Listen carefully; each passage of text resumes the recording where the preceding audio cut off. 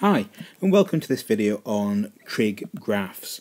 In this video we're going to be looking at this GCSE higher topic, and it's all about the graphs of trigonometric functions, so sine, cos and tan. Before you watch this, ideally you want to be quite comfortable with concepts of sine, cos and tan. You might have watched some of the other videos on sine rule, cosine rule, SOHCAHTOA.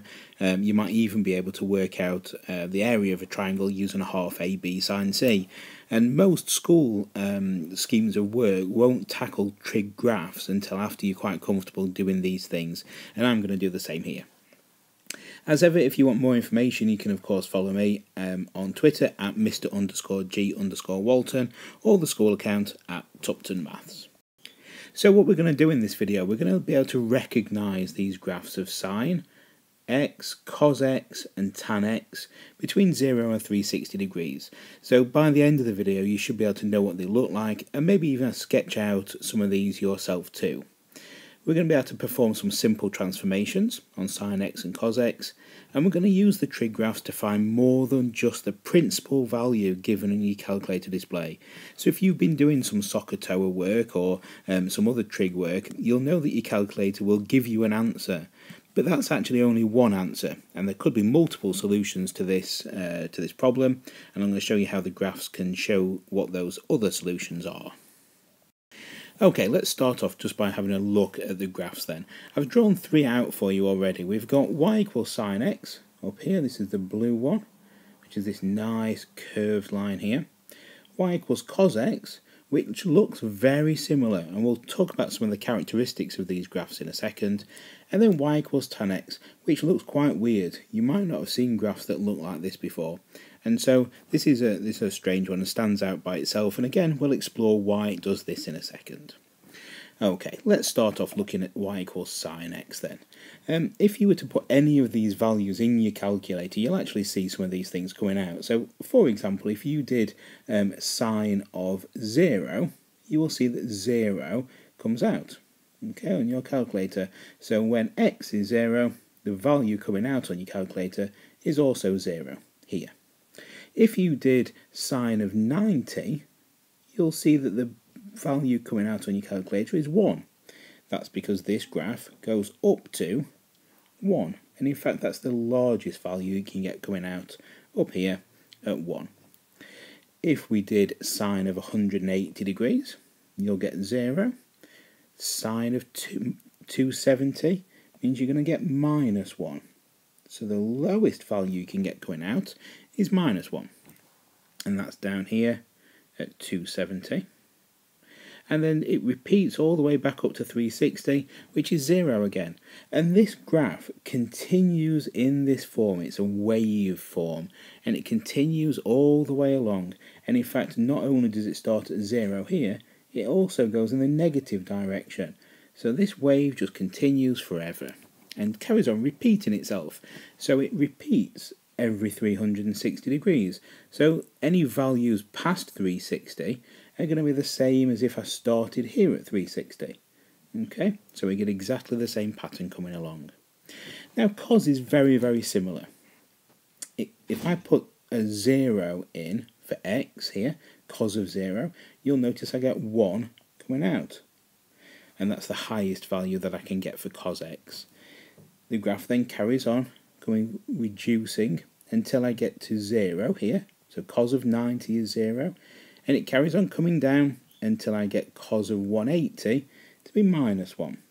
So in this case I get minus 1 here, and then we start to increase again up through 0 at 270 and back up to the top at 1 at 360 degrees. And again, in exactly the same way that sine x repeats, cos x continues forever, following exactly the same pattern, both in the positive direction this way and also the negative direction. So it would also continue to the left of my page here too. Now tan is a different kettle of fish altogether. Tan has something funky going on with it. I quite like tan, and this might be the first time you see some of these things as well. You'll notice on your calculator, if you were to put in tan of 0, you'll get 0 coming out. Well, that's fairly straightforward, just like we did with sine. We get 0 here. And if you carry on putting values in, you'll start getting bigger and bigger and bigger answers. Now these ones here on my scale go 10 and minus 10, but it doesn't stop there. In fact, these values carry on all the way up to the biggest numbers you can possibly imagine. And in maths we talk about it tending off to infinity. Now you're not going to get infinity coming out on your calculator, but you can get some really, really, really big numbers coming out. Okay, and that happens as you start getting closer and closer to 90 degrees here. Now if you were to put 90 degrees in your calculator, you were to do tan of 90, you're going to get a maths error. And I want to see if I can explain quite quickly why that might be the case. So using our knowledge of SOHCAHTOA, remember this is our right angled triangle here, then you'll see as I carry on drawing this triangle, this side over here can take all kinds of different angles. Now I'm going to call this angle, I'm not actually going to draw it on just yet, but I'm going to call this our angle X on this side. Now this is my adjacent here, and this is my opposite here. Now as this angle X gets bigger and bigger and bigger and bigger, let's draw this one in, you can see that the opposite side gets bigger and bigger and bigger all the way up here. Okay, so X in this case is quite a large angle. I don't know, it might be like 80 degrees or something, maybe even less than that, but O is the opposite side across here is actually quite large. Now as this starts to get bigger and bigger and bigger, I'm just going to rub this out just to kind of prove a point with what we're doing here. Let's just rub some of this out. Okay, and so if I were to draw something that looks like this, let's say this is like I don't know, 89.9 degrees, you can see that eventually it will meet, but it's going to be a long way up right off the page, but eventually it will meet, and it'll continue to meet until this is also a right angle here. So when this becomes 90 degrees, I do have an error. The maths error that we're facing is that this is no longer a flipping triangle. We've got this weird kind of thing going on here, where we've got a base, a right angle, and another right angle. It doesn't meet anymore. And it's something that's weird that's happening. And you can see with the graph that something weird happens as well here. And this funny line here, it's called an asymptote. This tan graph gets closer and closer and closer as it can until it can't do it anymore because of this situation, and then it starts again down the bottom, coming back up until we get to 270, and then the tan graph again has a bit of a wobble and says I can't do this, and we've got another asymptote here, but you can see again that it's just repeating itself every 180 degrees. So every 180 degrees this repeats itself. We've got asymptotes every 180 degrees, and we've got this nice kind of curved shape coming along like this, again every 180. Okay, so there's tan. A little bit weird, but again it carries on. It doesn't just start at 0 here, it actually carries on all the way into the negative as our other trig graphs did, and it will continue to repeat on forever. If I were to draw you a very quick, simple sketch of tan, you would see it ends up looking something like this, and here it is again, and I'll do it a bit more in the negative, and again, and so on, every 180 degrees. Okay, so we've seen what the basic graphs look like. Let's have a look at an exam question and see if it can work out some information from this. This says the diagram shows the graph of y equals sine x. Okay, how do we know it's sine x before we do anything else? Well, I'm hoping that you can see it's this wave pattern. I'm hoping you also see that it starts at 0, it has a maximum point at 1, a minimum point at -1, and its full wavelength here is 360 degrees. So it has a period of 360 degrees, and then it starts again. Okay, so this is something to look for. The question then says, this is y equals sine x where x is between 0 and 720. Okay, so we've actually got two cycles in this point here. The value x equals 30 satisfies the equation sin x equals 0.5. So let's see if we can see on my graph when sin x is 0.5. Well, here's 0.5, and so if I just sketch across, you can see all the different values when it's 0.5. We've got a value coming down here, which we're told is 30 degrees. And in fact, if you were to work out on your calculator, sine of something equals 0.5, so you do the inverse sine, you'll get 30 degrees coming out. Now that doesn't mean that's the only solution. We can see that there are more solutions coming further along the graph. There's one here, and one here, and one here. And what the question's wanting us to do is to find these other three solutions. Now there's no scale that I can see on the graph. It's nothing that I can kind of read off in terms of it being on kind of square graph paper or anything like that. But there is something that's really interesting about the trig graphs that enable us to do this, and it's that they are symmetrical. So let's use the symmetry of the graph. If I've gone from 0, this point where the sine graph touches the x-axis, and we've come 30 degrees to the right here, then this point is exactly the same distance away from where the graph touches the x-axis again. It's actually 30 degrees away. In this case, it's 30 degrees left.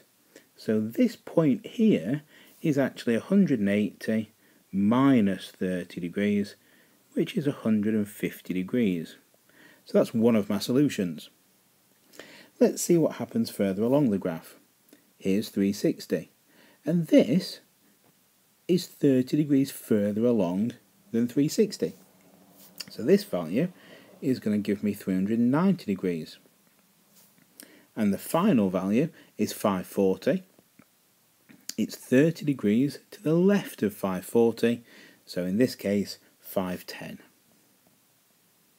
So all of my solutions are 150 degrees, 390 degrees, and 510 degrees. And we can use the symmetry of all of our graphs to help us do these sorts of questions. Okay, here's another graph. This one you'll see it's been squashed a little bit, but it's been squashed for a particular reason, and you'll see why in a second. This is the graph between 0 going up to 1, through 180, down and back up again. It says that this is the graph of sin x, and by now we should be quite familiar with sin x. We've seen it, this is the third time I've seen it now.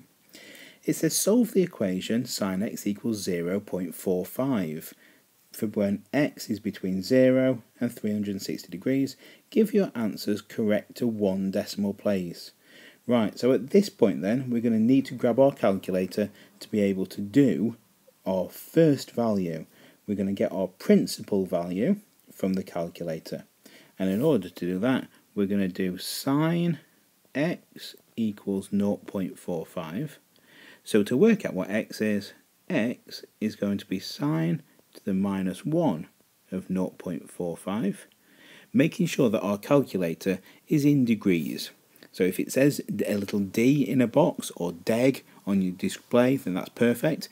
If not, then if it says an r or rad, then you need to change it to degrees mode. So go and grab your calculator. Let's have a go at this now. So I've typed this on my calculator and I've got sine to the minus 1 of 0.45 is 26.74368,395. I'm not going to write all that down. I'm just going to read the question carefully at this point. It says, give your answers correct to one decimal place. So x is 26.7 degrees. Have I finished? Well, no, I haven't. Notice in the question it says, give your answers. So there's more than one answer here. Let's think about where 26.7 might be on my graph. I can see 90. Here's 45 degrees. So 26.7 is going to be somewhere, and actually this doesn't really matter. It's only for visualization, somewhere down here. 26.7 degrees. When does this appear again? Well, it's going to appear again over here. and it's going to be at 180 degrees. So the next time this appears is 180 degrees minus 26.7 degrees, which is going to be equal to, and again I can do this on my calculator. You're always going to get these on calculator papers if it's asking you to do something with decimals like this. 153.3. So my other solution, x is also 153.3 degrees. And again, just to make sure there's no other solutions, tracing along, the graph then goes negative at this point, so there's nothing else for me to worry about. Up here, I've got my two solutions. Okay, let's keep moving. Now, this is part B of the same question. It's then given us a blank axis, and it says sketch the graph of y equals a half sine x for when x lies between 0 and 360. So this is the first time where I'm going to go at sketching it, and I've just realised that actually all these questions so far have been about sine. But if it was cos or tan, we can have the same kind of thing. Nearly always we get questions about sine and cos at GCSE, but it's worth knowing the graph of tan as well, so keep those in mind. Really worth you while drawing those things out as well. Just a nice, neat sketch. Okay, let's have a think about what's happening here then. So far we've only ever seen sine x, and we know that whatever values we had for sine x, it went up to 1, so it went from 0, it went up to 1, back down to 0, down to minus 1, and back to 0 again. So it took this kind of shape. But this says it's a half of sine x. So that means if it was at, it had its maximum at 1, it's now going to have its maximum at a half. And if its minimum value down here was at minus 1, it's now going to have a minimum at minus a half. So let me see if I can do a quick sketch of this for you. It's going to come up and go down through 180. It's going to have a minimum and it's going to come back. Okay, that's not brilliant. Let me see if I can do it again. Just missed the key bits over here. Let's just try again. So we were coming along, down through 180, down to a half, and back up. Okay, that's not too bad. What I do need to do though is to show clearly what I'm talking about on my graph. So I was showing my maximum point being a half, my minimum point being minus a half, and everything else on the graph has stayed the same. If I was doing this in a real exam, I'd take great care over the parts around here. So I'd probably rub that little bit out and do it again. I might maybe do it a slightly bit thicker if I was doing it again. So let's try again. Let's go up, down, around. So we're going to try and keep it nice and neat and tidy. That's not looking too bad at all. Okay, something like this. Brilliant. Okay, so if you've got a value in front of your sine or your cos, then what's happening is it's actually been stretched up in the y direction. And this has been stretched scale factor of a half. So if you were asked what's happened here, then this is a stretch in the y direction, scale factor a half. Okay, let's see if we can find a question for you to have a go at yourself. Here we go. Here is the graph of y equals 3 cos 60 t degrees. Notice the axis here shows t, and this could be for time. This could be some sort of graph showing something that's happened over time. For example, this might be showing the height of the tide, for example, as time changes. We have a high tide and a low tide. It could be anything like that. Science quite often use these sine graphs and cosine graphs to display things, something that's happening in terms of a particular waveform. Anyway, let's have a think about why we think that this is 3 cos 60 t. Okay, so I'm going to ask you to pause the video. Have a think about it. Don't worry if you can't think of 3 reasons, but let's see if we can think of any at all. Okay, pause the video, have a go. Okay, if it were me trying to explain this question, the first thing I would be talking about is why I think it has got a 3. I'll be thinking why I think it's cos, and what I think that this 60 is doing. Okay, so there's 3 things here, and I'll do these one at a time. First of all, why do I think that it's cos? Well, the cos graph has it starts at a maximum point, it comes down, it goes back up to a maximum. So why I think it's cos is that cos of 0 gives me a maximum value normally of 1.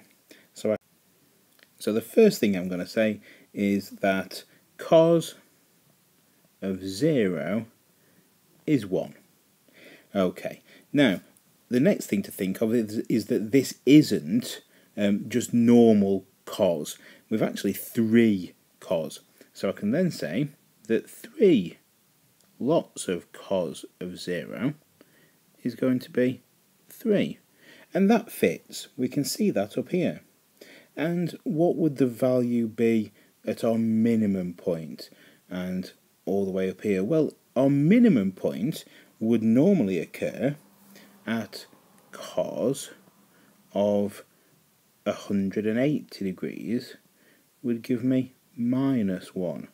Now, I don't have 180 degrees shown on here, but 3 lots of 60 is 180, so that kind of makes sense. What would happen if I had 3 lots of cos of 180? Well, to be -3, so that kind of makes sense as well. So I think maybe I'll write that down as my next thing. It's still kind of part to do with the same explanation, really, the first bit. So 3 lots of cos 180 is also -3. Okay, I think that's good enough for reason 1. Let's think about reason 2 then. Reason 2 is that I've stretched this 3 times, so scale factor 3. So cos was working. We know it's the cos graph. The second reason is that it's been stretched up and down here, scale factor 3. So instead of going to 1 and -1, it's now going up to 3 and down to -3. The third reason is that if I multiply each of these values here by 60, then I get exactly what I would expect. I would expect my cos graph, so again cos of 360, I would expect to give me 1. And in this case, if I did 6 multiplied by 60, I would get 360. This point here, 3 lots of this is 180, which I've shown before would be -1. That works. Are there any other values I could show on here? Well, again, I could do this one. I know that my normal graph would stop at 360 in terms of if x was going between 0 and 360, it to stop here. I've got another wave here, so I'd expect this to be 720. So times it by 60 and it gives me 720 degrees. That's again what I would expect. So there's lots of things here that you can justify why you think that this is the curve below. First of all, it's cos for the reasons that we looked at here. Secondly, it's 3 cos because this part works. It looks like it's been stretched up and down, scale factor 3. And the third reason is that these values here, if you multiply them by 60, then it's also having maximums and minimums in the places that you would expect. Not an easy question. These are proper A-star questions, and the next time you're going to see this is when you start doing your A-levels, and very, very similar to A-level questions too. So don't be disheartened if you're finding these a little bit tricky. Have a good look at your revision guides, have a look at the notes in your books, and try as many of these sorts of questions as you can, but you'll find that they're all quite similar. Okay, if you're going to make some revision card notes, things that I would say are learn the basic shapes of the graphs. So if you were just kind of sketching them out, let's do one here, and another one, and a third one. Let's think about what we might need to know. If we were doing sine, we'd start at the origin, go up, we'd go down, and we'd stop.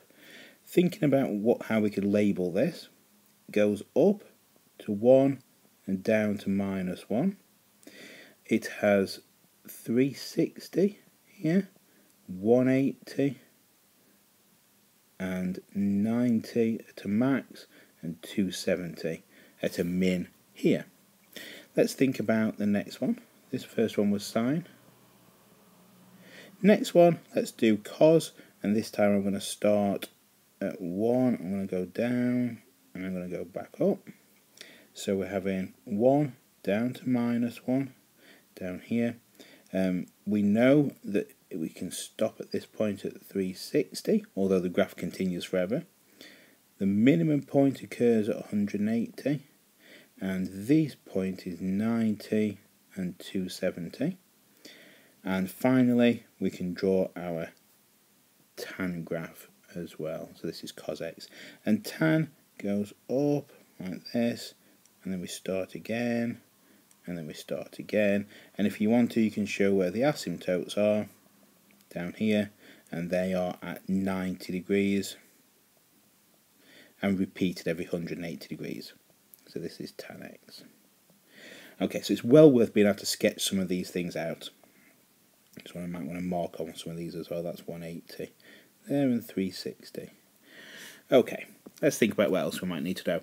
If we're working out more than one solution, so a solution that your calculator gives you and then the rest of them looking at the graph, you can use the symmetry of the graphs, thinking about where they are. And in terms of simple transformations, a number in front of my trig function means it's been stretched up and down in the y direction, scale factor, in this case 3.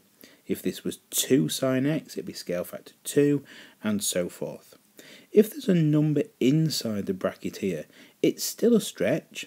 This time though, it's in the x direction, and it's a scale factor 1 over whatever this is. So if I had, for example, sine of 3x, then the whole of my sine graph is going to kind of be concertinaed in, it's going to be squished in, scale factor 1/3. And if we wanted to know what that might look like, then I'll do a very quick sketch just over here. So this time I'm going to get 1, 2, 3. Okay, and this is now still at 360, but I've now got 3 of these sine graphs in the period that I had 1 before. So it's all been pushed in. This is a scale factor of 1/3. I kind of think of it being concertinaed in. Okay, as ever, if you need anything, get in touch on Twitter. I hope this has been a useful video. It's a particularly difficult topic, but have a go, practice some of these things, and as ever, good luck in your exams. Cheers, bye.